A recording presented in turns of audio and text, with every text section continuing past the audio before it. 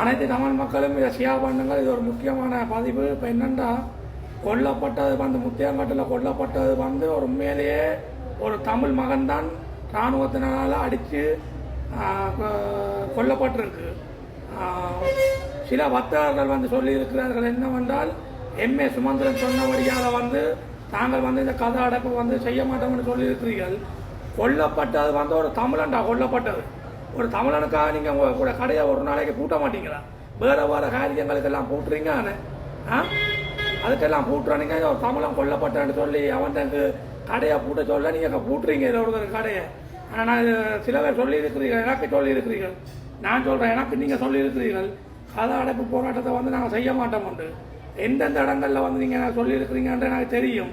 உண்மையிலேயே நீங்கள் கதை போராட்டம் நீங்கள் அடைத்து நீங்கள் அதுக்கு அனுசரணை கொடுக்கலையேண்டா முதல் புலகாரனே நீ தாண்டா. எங்களோட தமிழனுக்குள்ளேயே நான் கணக்கு எடுக்கிறேன். எங்களோட தமிழனுக்குள்ளேயே என்னென்னு சொல்கிறேன், அதை சொல்ல பெரிய பிரச்சனையாகும். எங்களோட தமிழனுக்குள்ளேயே எட்டப்பன் வேலை பார்க்குறவனும் இருக்கிறான், கேடு கட்ட தமிழனும் இருக்கிறான் சில பேர்.